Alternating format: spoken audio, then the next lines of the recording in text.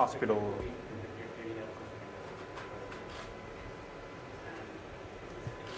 So yes, I am an undergraduate research assistant.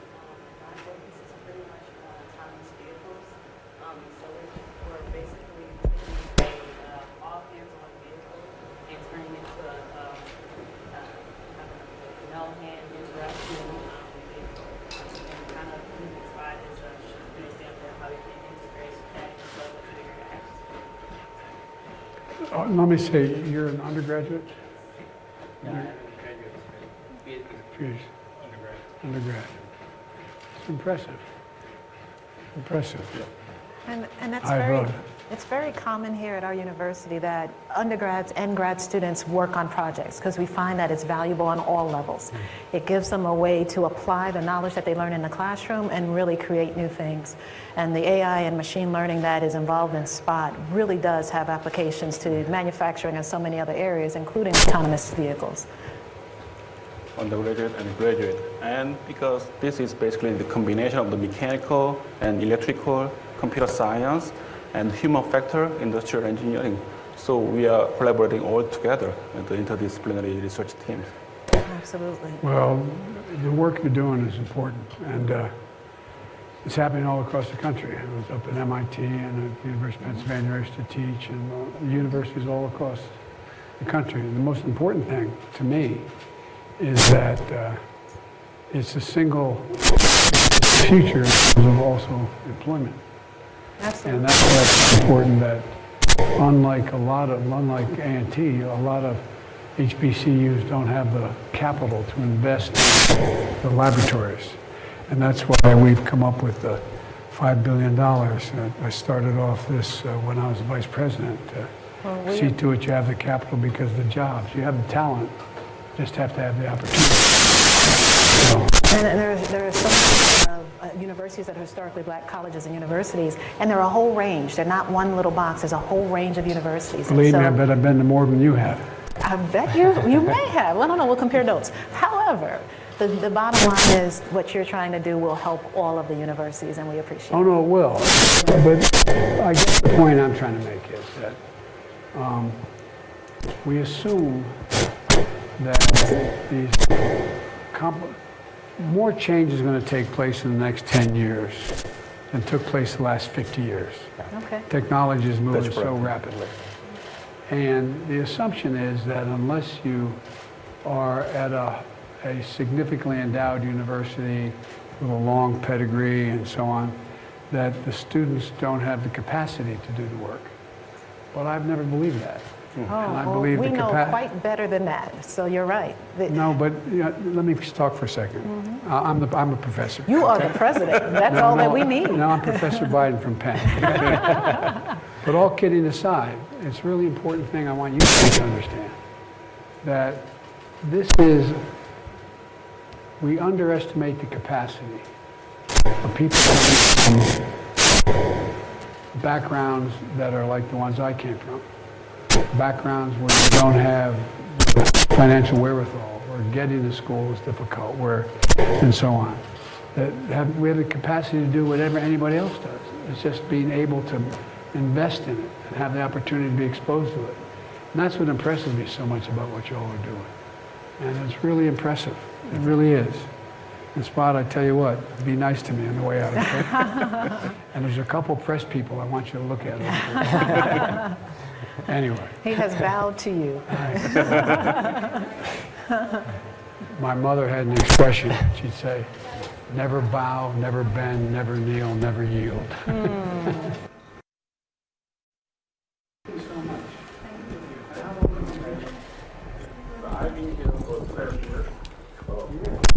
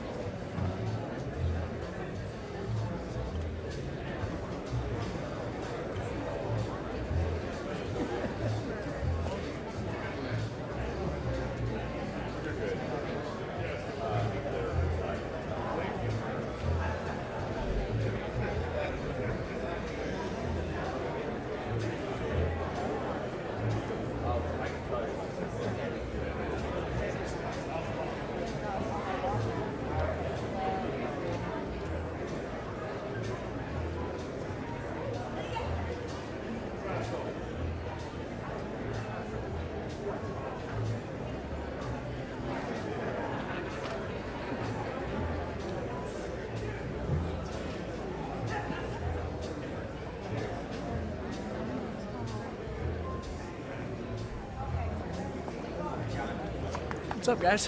Whoa, hey, what's up, man? Not much, man. What are you doing here?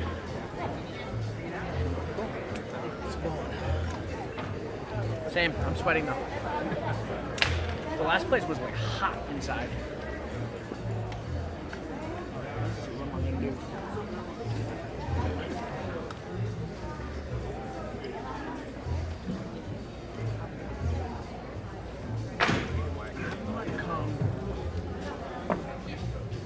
Am I gonna mess you up if I come in? Like, you tell me, man. Up until you tell me to stop. That's good there. Yeah, maybe a little bit more. A little bit more love. I'm not gonna mess you up. Unless I unplug everybody's stuff, then I will mess them up. Let's try this. Somebody might complain about this. What were we gonna say? So far, I got my lens cap on, which would be an issue. Needs to be set.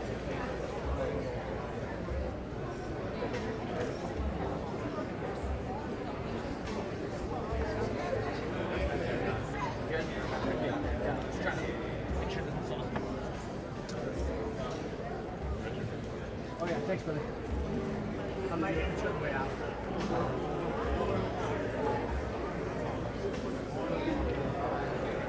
Please welcome EPA Administrator Michael Regan, North Carolina Governor Roy Cooper, and Congresswoman Kathy Manning.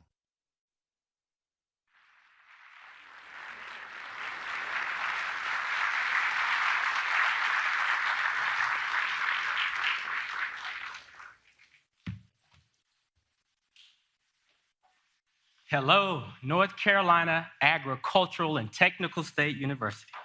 It's an honor to join President Biden today and to return to my alma mater, the finest university in the United States of America.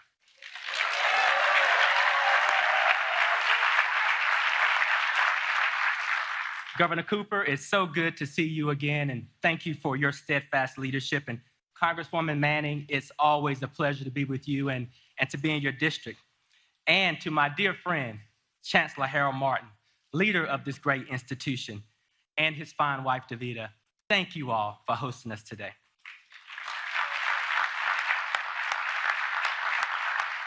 You know, this outstanding university has a great place, a special place in my heart. And it's really such a privilege to be back. I come from a family of proud Aggies, and they're proud for a good reason. A&T is not just the largest HBCU in America, but it's one of the greatest research universities in the world, home to one of North Carolina's leading centers for energy research and technology development. Every year, this premier university produces some of our nation's top engineers, the highest number of Black engineers in the United States, and prepares the next generation of leaders to confront the most pressing challenges we face, none more urgent than the climate crisis. Folks, I would not be where I am today, the first Black man to serve as the administrator of the United States Environmental Protection Agency, if it were not for the time I spent here at North Carolina A&T State University.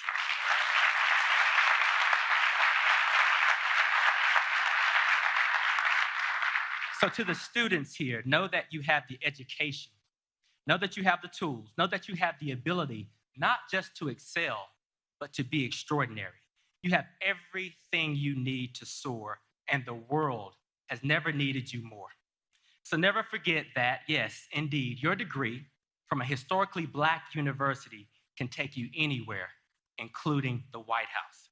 And now, it's my pleasure to introduce my governor, your governor, Governor Roy Cooper.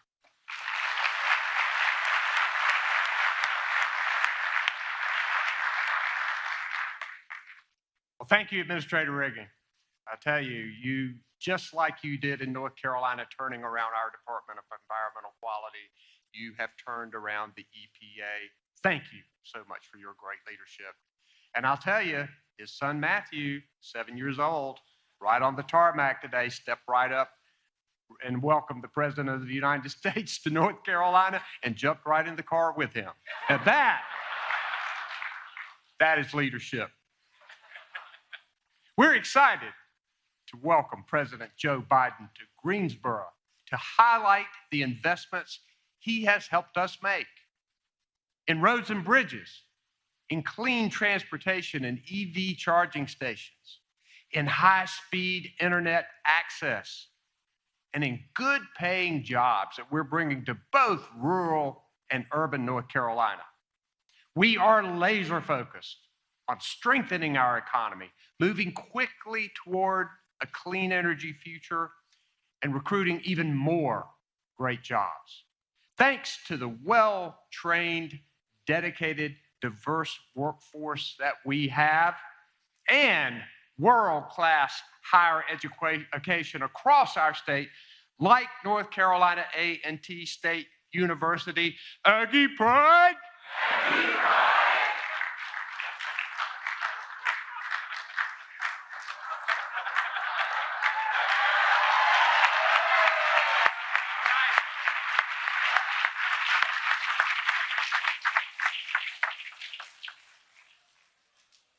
Yeah, I did it, Chancellor Martin. Yeah.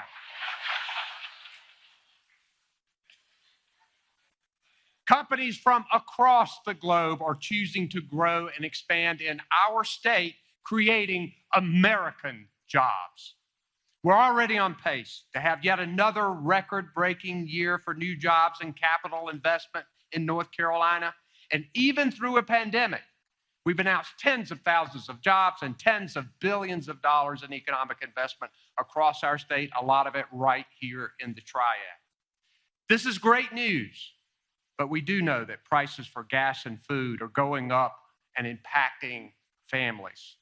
And we have to find a way to make basic necessities more affordable. One way is easing supply chain woes that make goods more costly. And North Carolina is helping. We've opened a new intermodal facility called the Carolina Connector, and we've upgraded our state ports to get goods from ship to shelf quicker. Both of these can reduce costs. President Biden understands the importance of bringing down consumer prices while strengthening our country's infrastructure and our economy. And we'll hear about his latest efforts today. Together, we can build an even stronger future for all North Carolinians and all Americans. I'm so glad to introduce my friend who is a strong advocate for the Triad and for North Carolina, Congresswoman Kathy Manning.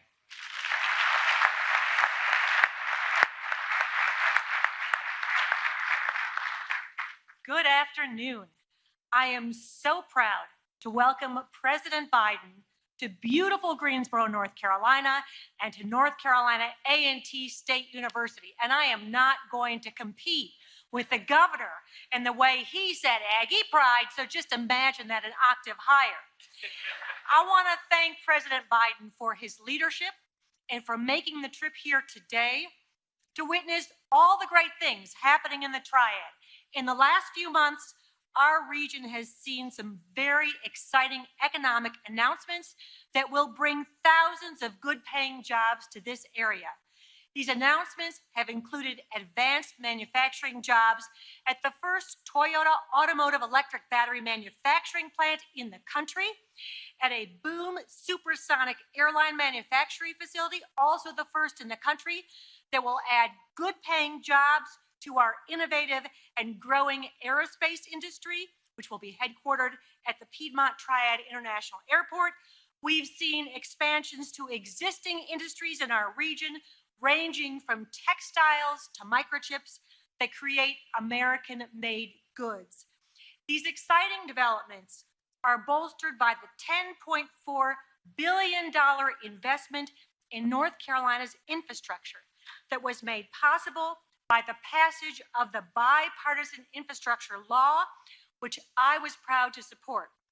Since President Biden signed that bill into law, we've already seen investments in our community that are improving the quality of our roads and bridges, expanding access to broadband, and increasing electric vehicle charging infrastructure.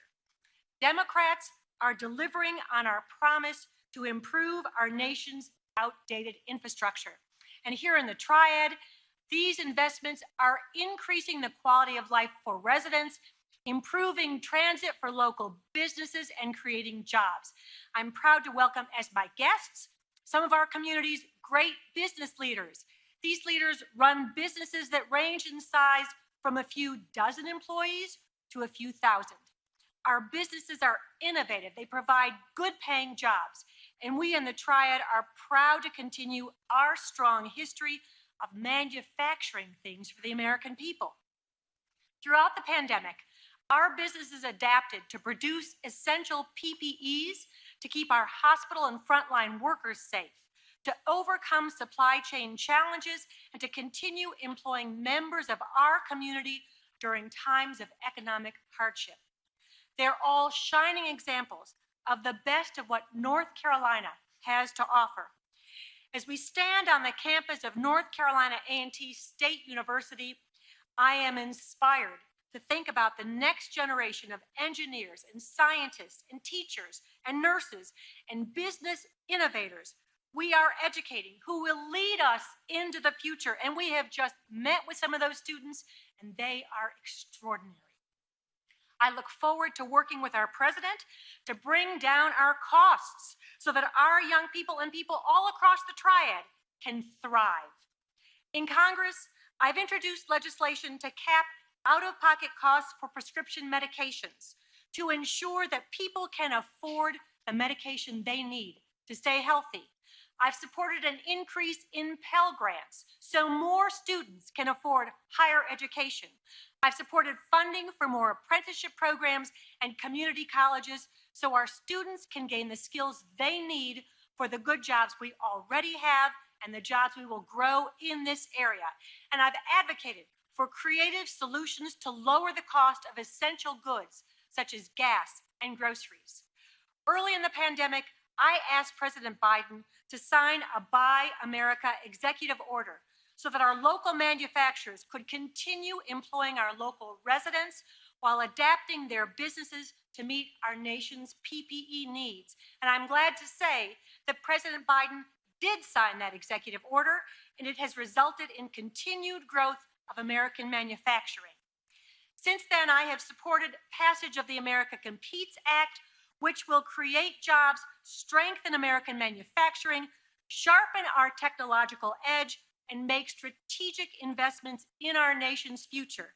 I have 2 amendments included in the Competes Act to help American businesses attract the best and the brightest talent, to bolster HBCUs like North Carolina A&T, to also help minority-serving institutions, tribal colleges, and American manufacturing.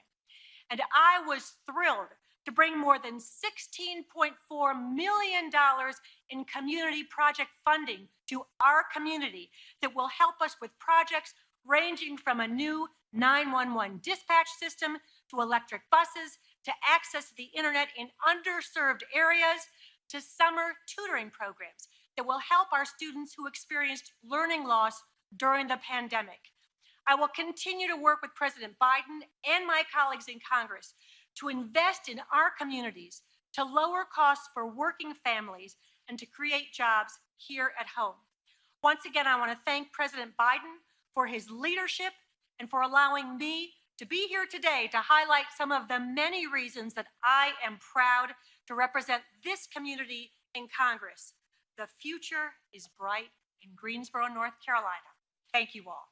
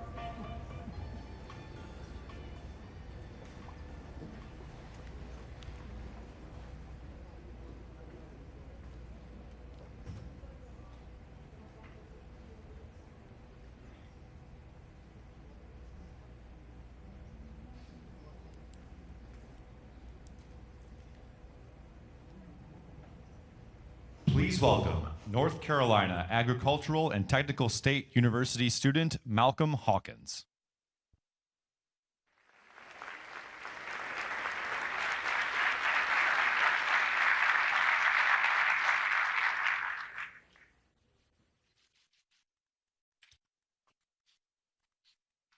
Good afternoon to all in attendance. My name is Malcolm Hawkins, and I'm a senior electrical engineering student here at North Carolina Agricultural and Technical State University. I'm truly honored to welcome President Biden to this illustrious institution. When I made the decision to attend North Carolina A&T, I was excited for the journey to come. I looked forward to learning as much as I could so that I would excel upon graduation. After being on campus for 4 years, I can certainly attest to the excellent education that an HBCU provides. I've been taught by dedicated professors and mentored by individuals who saw my potential to positively impact this world. I've interned at 4 different companies, participated in and won a national competition, and traveled abroad. This and so much more is possible by investment in HBCUs. North Carolina A&T graduates the highest number of African-American engineers, and they go on to have successful careers in government, industry, and academia. There is always a need for problem solvers who can tackle the most difficult issues, including those involving the economy, and HBCUs prepare students for the challenge.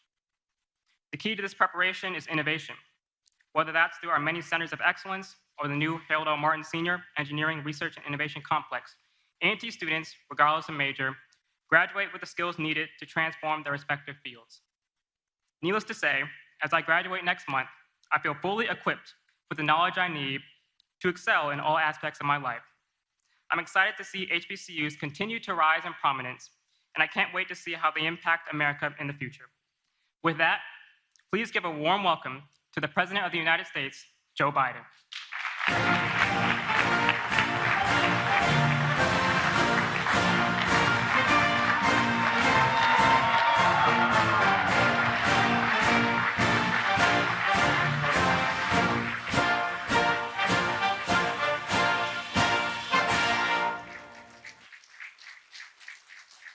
Hello, Greensboro.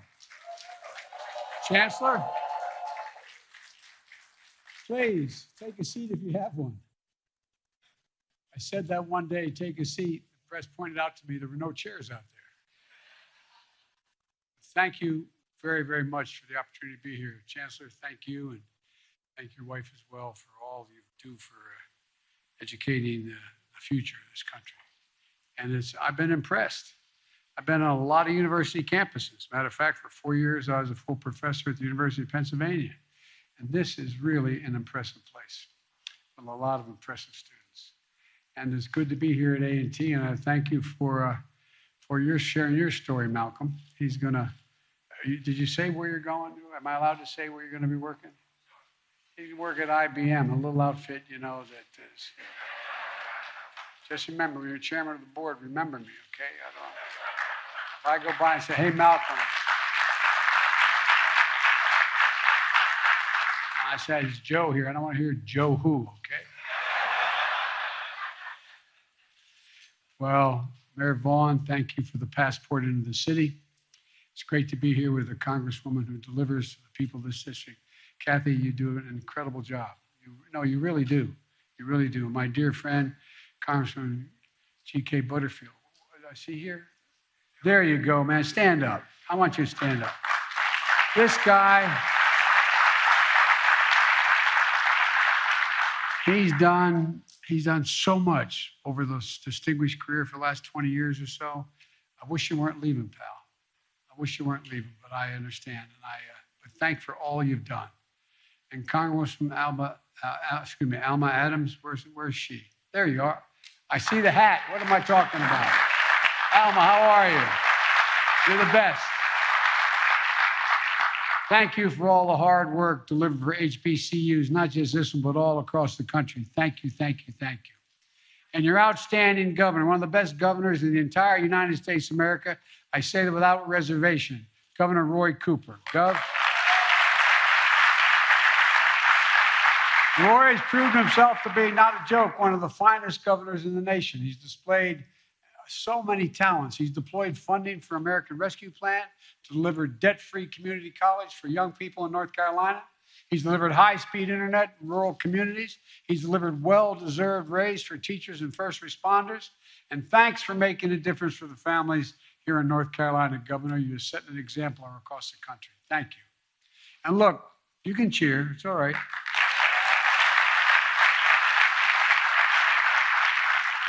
There's a debate in my administration that we never seem to be able to settle. And that is that the vice president is incredibly talented. She's a Howard graduate.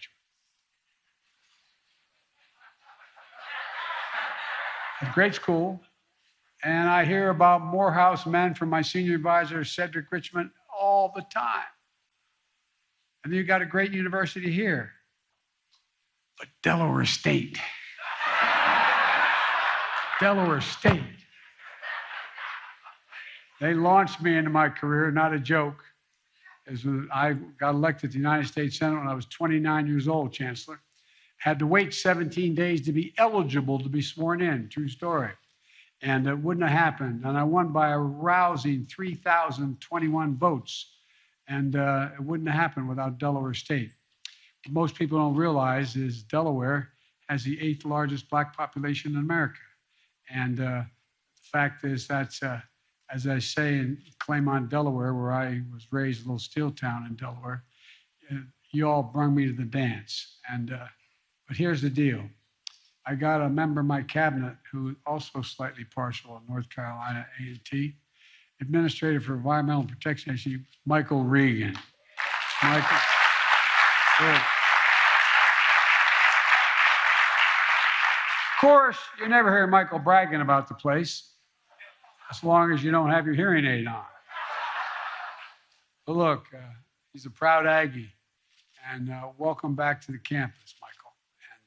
And let me tell you, talking about some incredible students here today, I know why Michael's so proud of this school. I really mean it. And A&T is an extraordinary university with a great tradition, an HBCU tradition. You know, more than 180 years of excellence, delivering on that sacred promise we made in America, that every American, every race, every background, every zip code should have a fair and equal chance to go as far as their God-given talents can take them. And you're providing that here, Chancellor, because there's so many great professors here, and the program here is so strong. You're giving people an opportunity to take advantage of their God-given talents. That's why I reestablished the President's Board of Advisors on HBCUs, with not one, but 2 North Carolina A&T alums on it. Willie Dees and Janine Yisrael.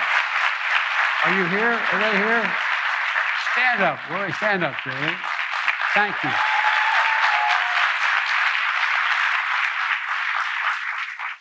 And it also includes a proud North Carolina native, an NBA star, Chris Paul. He's on it.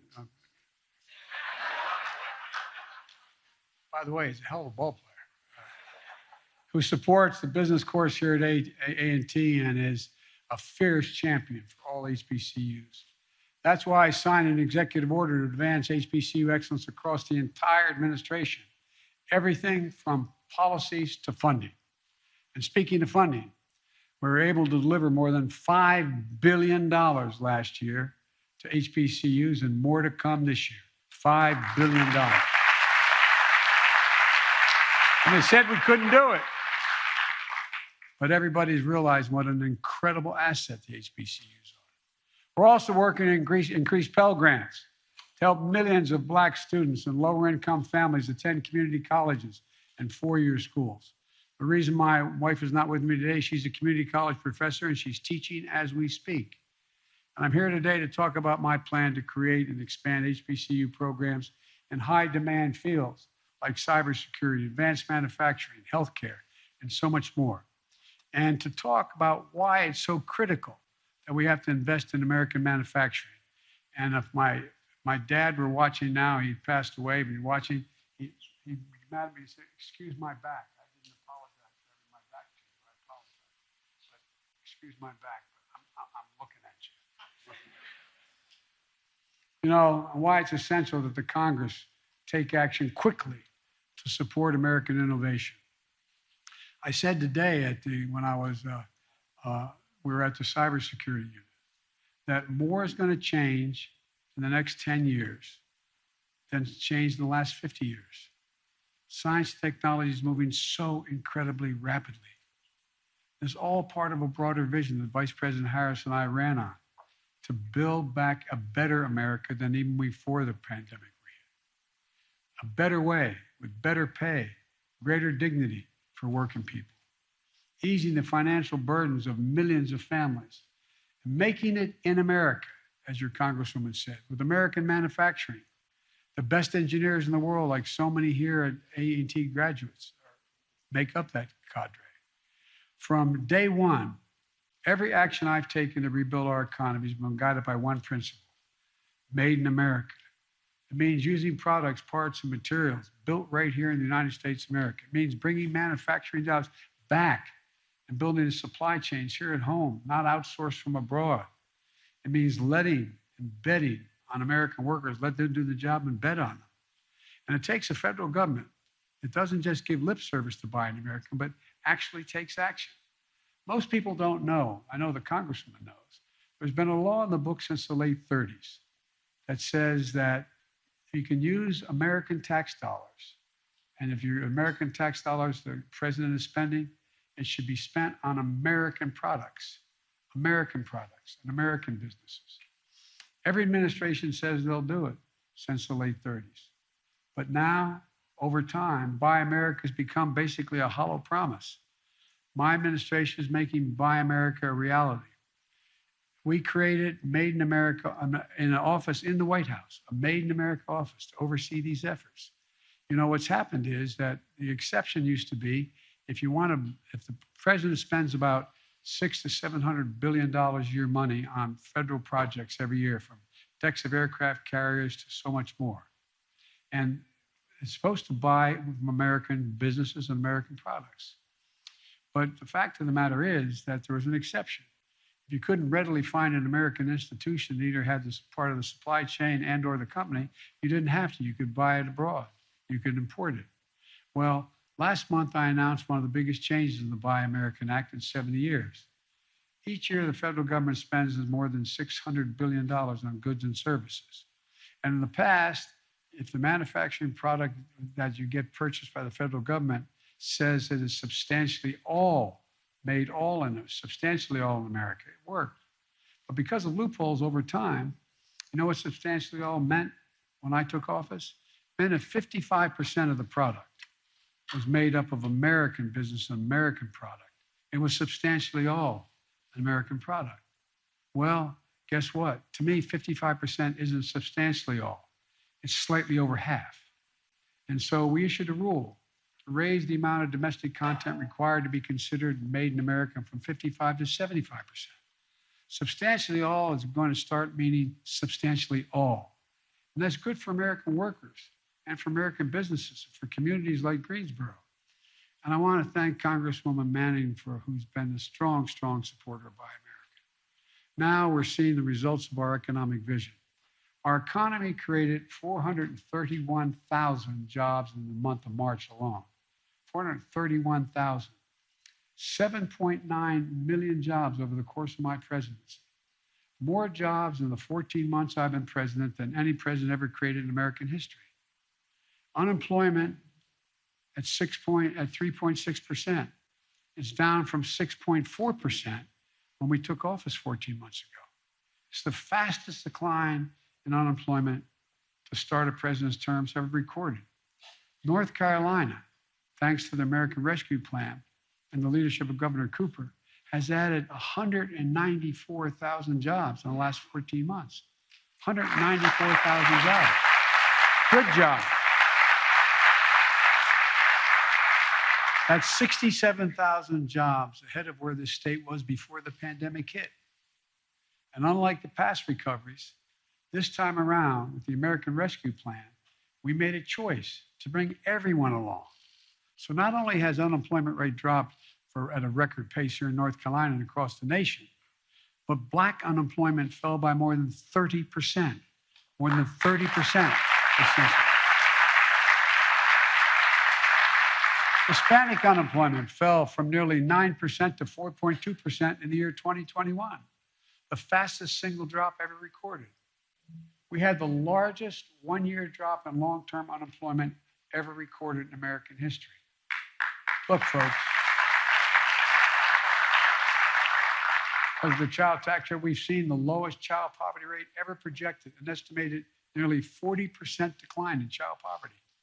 The lowest number of home foreclosures ever recorded. A record low credit card delinquencies because families have more money in their pockets to pay their bills. The list goes on.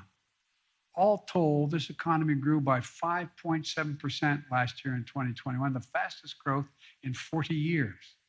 And in the process, doing all this, we still cut the deficit last year by $350 billion, just last year alone.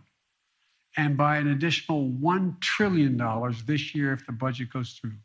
So folks, don't tell me this trickle-down idea is the only way to grow an economy. We're actually lowering the deficit, not increasing it. And after a long, tough stretch, Americans are back to work. Our economy has gone from being on the mend to being on the move. Now, I know that we're still facing challenges of high prices, inflation. I grew up in a family where when the price of gasoline went up at the pump, it was a conversation at the kitchen table with my dad. Putin's invasion of Ukraine has driven up gas prices and food prices all over the world. Ukraine and Russia are the 1 and 2 largest wheat producers in the world. We're number 3. They're shut down. We saw that in yesterday's inflation data. What people don't know is that 70% of the increase in inflation was a consequence of Putin's price hike because of the impact on oil prices. 70%. We need to address these high prices, and urgently, for working folks out there. And that's part of why what I'm going to talk to you about today, why it's so important. When we build more in America, we increase economic capacity, and ultimately it helps lower everyday prices for families. That's what we're starting to see. Look around. American manufacturing is coming back. Once again, we're seeing the pride that comes from stamping a product made in America. Companies are choosing to build their new factories here in America. When just a few years ago, as you all know, that wouldn't have been the case. It would have built the factory overseas. Intel is building the chairman of the board of Intel asked to come and see me a little over a month ago. He's building a semiconductor mega site just outside of Columbus, Ohio, investing $20 billion. And by the way, we invented this little thing we call about the size of a fingertip. And guess what? Every advance in it is because of us. We don't make them anymore here. You go to Taiwan and other places to get it. Up to 8 state-of-the-art factories are going to be in one place that Intel is building. 7,000 new jobs building the facility and 3,000 jobs running the facility. You know what the average salary of these jobs running the facility will be? $135,000 a year.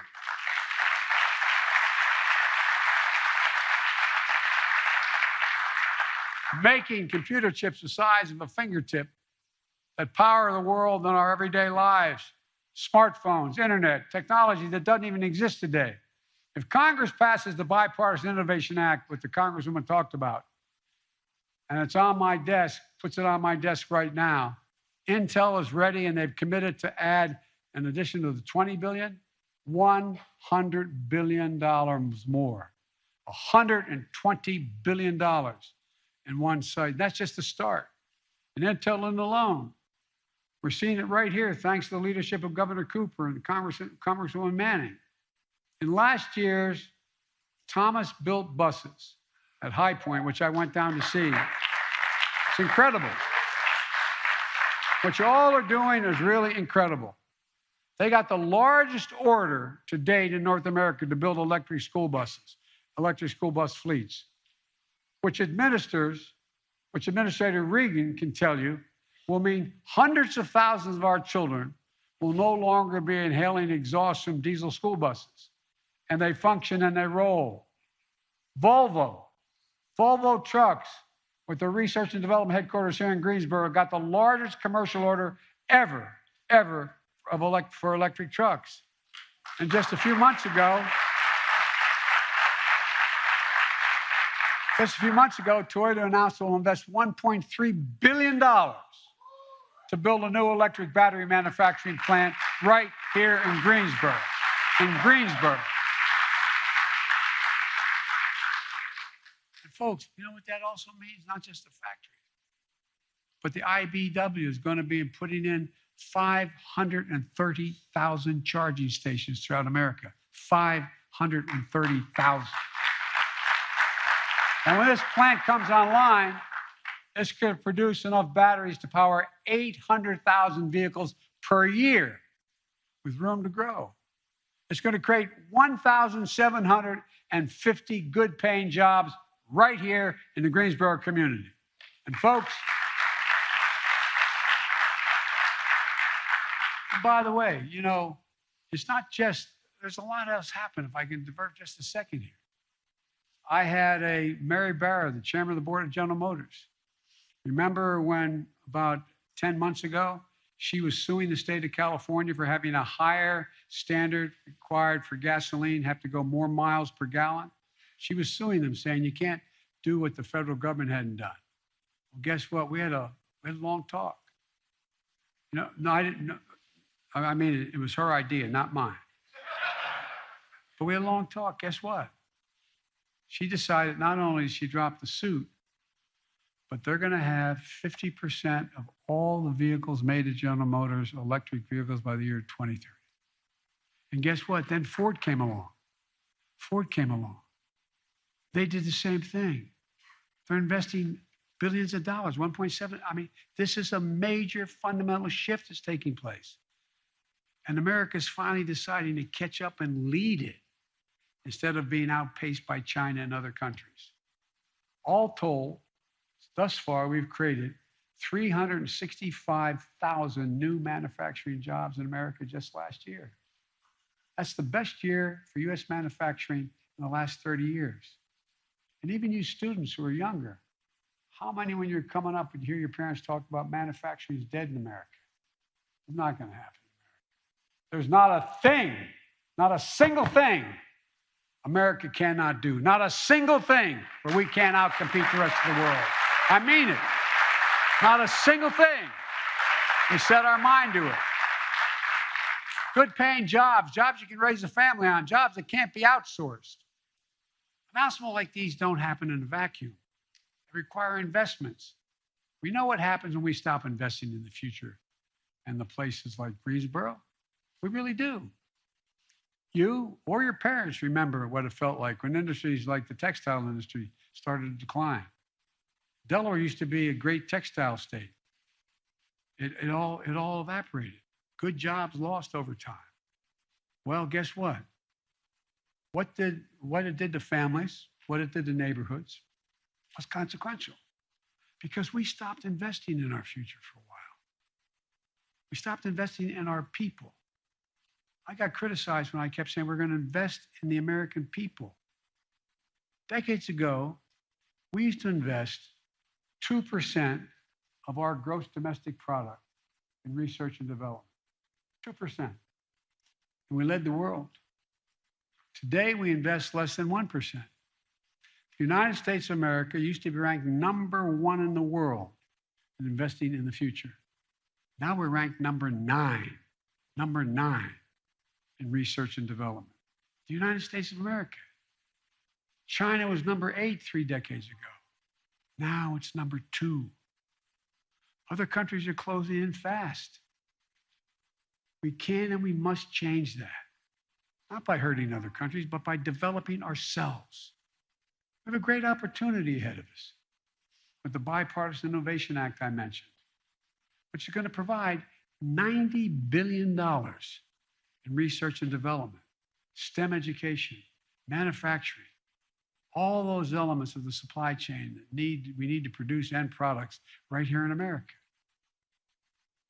If I told those of you who are closer to my age in the audience, if we told your parents that we'd be here, they'd look at it like we were crazy. What do you mean? We're the leader in the world. Not so. Congress needs to get this bill to my desk as quickly as possible. Our economic strength is on the line, and national security as well is on the line. Companies are ready to invest in America, in American communities, in American workers, but they need to see that their government is capable of investing in our future. Other countries are racing ahead, but we can't afford to wait. So Congress, get this bipartisan bill to my desk. North Carolina needs it. America needs it. And let's meet this moment together. That's exactly what we did when we passed the bipartisan infrastructure law, which you worked like the devil on. Our infrastructure used to be rated the best in the world again. Now we rank number 13 in the world. Bridges, roads, etc. Rank 13. Why did we develop so fast, so well? Where are you going to build your factory? Near a port that can get everything out of that you manufacture and get everything out to the rest of the world quickly? Or something that takes 2 weeks or 3 weeks to get it there? It's all about speed. We can't compete for the jobs of the 21st century if we don't fix our infrastructure. But now, thanks to the infrastructure law, we're turning things around in a major way. We've already announced billions to improve the more than 3,000 airports in the 50 states that need serious help. I'll digress again for just a second. I was out when I was vice president at O'Hare Airport, and I was trying to get onto the Air Force Two and going up an escalator, and had a sign at the top, out of order, will be fixed in 2 weeks. Not a joke. The United States of America, one of the busiest airports in the world, fixed in 2 weeks. And I got in trouble because it said, if I took you into O'Hare Airport blindfold in the middle of the night and took you into one of China's airports blindfold in the middle of the night and said, where are you, China or the United States? You'd probably think the Chinese airport was ours. Because it's so modern, so different. Well, this year, $92 million is available to North Carolina alone to upgrade your airport infrastructure. $92 million. We're modernizing highways, roads, bridges, ports. And this year, North Carolina is going to receive $1.4 billion in funding for roads and bridges, another $99 billion dedicated to funding for bridges that are in disrepair. Folks, we're also building a national network of electric charging stations, I mentioned earlier, for vehicles powered by these batteries and are going to manufacture here in Greensboro area. And this year, North Carolina is eligible to receive nearly $16 million in electric vehicle charging stations. We're also getting rid of poisonous lead pipes that are in 10 million homes in America and 400,000 schools and daycare centers. And there's serious brain damage, not a joke. So kids and families can have clean drinking water. And this year, North Carolina will receive $199 million for clean water because of that man right there, the governor. And folks,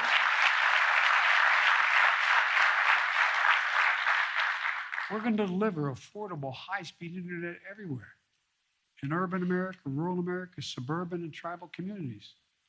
So moms don't have to do this. I wonder if you ever thought this would happen in America. Remember 2-3 months ago when schools were still shut down? Showing pictures of moms and dads driving to the parking lot of a McDonald's so they could connect to the internet so the kid could do their homework? Not a joke. Not a joke. What the hell's going on here? All these investments in infrastructure, research, and development, and making it in America are really about one thing: empowering more communities to do what you're doing here in Greensboro, transforming yourself into a city of the future, not the past, where instead of shuttered factories, we're building clean energy technology that's going to power the future in America and around the world. Helping America achieve true energy independence by creating good jobs and fighting for climate change. And if we continue this, we're not only going to be investing here, we're going to export billions of dollars worth of product for the rest of the world. One of the proposals I have I won't go into now is a Build Back Better world. So all those countries in Africa and Latin America and the Middle East who don't have the capacity to make it better for themselves. We cut down all our forests, we're doing fine. Guess what? We're part of the reason for the global warming. A lot of poor countries. Do you realize one of the greatest carbon sinks in the world, absorbing carbon from the air, is the Amazon. The Amazon absorbs more pollutants, more carbon into the soil and the water in the Amazon than are emitted in the entire United States in 1 year, every year. But they don't have the money. But what they want to do, they want to level it so they can farm it, they can produce things on it and use up that sink. You know, and even reinventing the legacy industries that Greensboro has been built on is within possibility. The 21st century smart textiles, they use chips and sensors to do things like regulate temperature in a garment. State-of-the-art facilities that make high-quality furniture. Above all, you're making Greensboro a place where the future is being written, not a joke. The future is being written, where students at great schools like A&T and other local universities and your incredible community colleges can lead learning, cutting-edge skills in state-of-the-art facilities, partnering with local employers. So look, so they can get out, help America lead the way on robotics and cybersecurity and so much more. And see that success reflected back home in their communities, not just in Greensboro, but across the country. So families can have good paychecks, good homes, great futures. My dad would say, my dad was a very well-read man. His greatest regret was he never got to go to college. And my dad used to say that everybody deserves just a little bit of breathing room. Just a little bit of breathing room. I was raised in a 3-bedroom split-level home when we moved down to Delaware when coal died in Scranton and jobs were gone. And with 4 kids, a grandpop, and my mom and dad. And I remember one day, you could always hear when Dad was restless in the room. I asked Mom on the way to school, what's the matter? He said, honey, Dad's company they said, no more health insurance. No more health insurance. Not only deprives a woman or a man of their health, but of their dignity. Their dignity. Look at their child, their husband, their wife, who needs help and can't get the help. One of the things we're trying to get done in the Congress is to pass legislation that won't raise taxes a single penny for anybody making less than $400,000, and above that it'll only be a smidgen for dealing with insulin. You got 200,000 kids with type 1 diabetes. They don't get their insulin. Many of you may know somebody, or you may have type 1 diabetes. You need the insulin. It costs $10 a vial to make.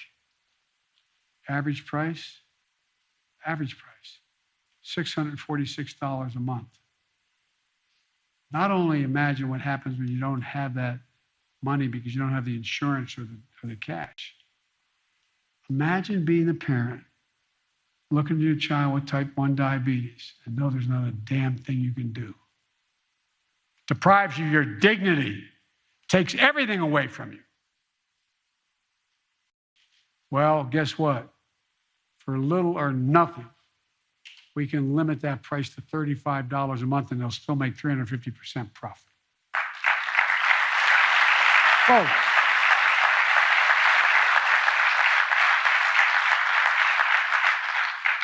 That's a story we got to keep writing. And by the way, I'm a capitalist. I'm not somebody who doesn't think you should be able to go out and make $1 million or $1 billion. Just pay your fair share. Just pay a little tiny bit. Not a joke. Of the Fortune 500 companies, and I come from the corporate capital of the world. Not a joke. More companies incorporated in the state of Delaware than the entire United States of America combined. And I was a senator 36 years. But guess what? 55 of them last year didn't pay a single penny in tax, and they made $40 billion. So folks, look, we have to keep going on so many other issues to deliver the promise of America to all Americans. For example, equity and opportunity require more than just economic investment. They require police and criminal justice reform. Even though Congress isn't taking action, my administration hears and sees the people who need it badly.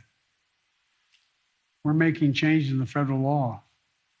Police need more money, not less, in order to have social workers and others with them, not just to teach them how to do their job better, but also we need rules that I've initiated federally. No more chokeholds, no more no-knock warrants, requiring federal agents to wear protective body cameras.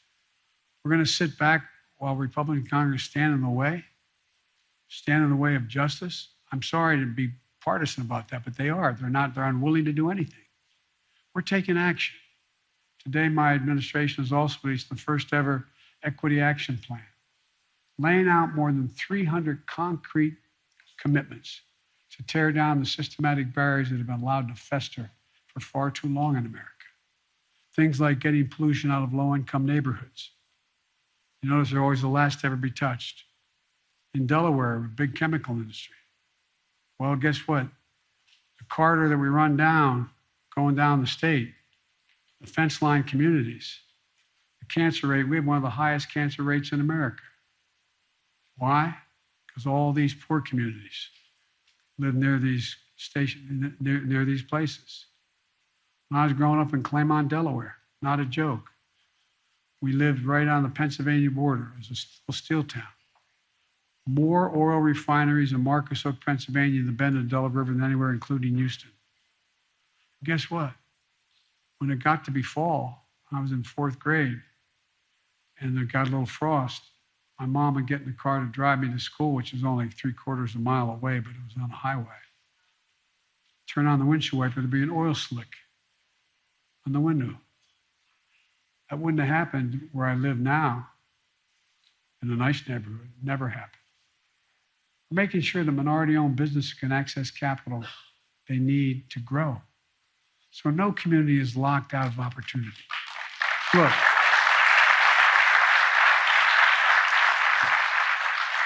and I'm not saying this because I'm an HBCU. I've been saying this my whole career.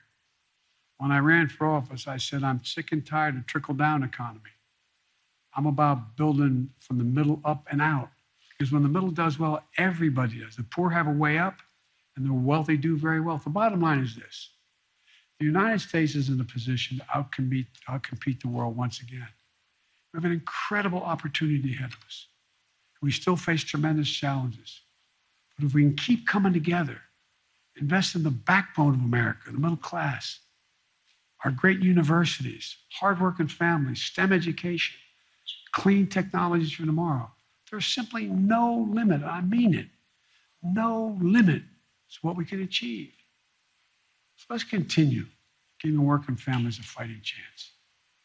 Let's keep investing in the future of this country, of every community. And let's face these challenges head on. Let's keep building a better America. Because that's who we've been. That's who we are. And we can do this. Still grow the economy, still be the wealthiest nation in the world, still reduce deficits by growing.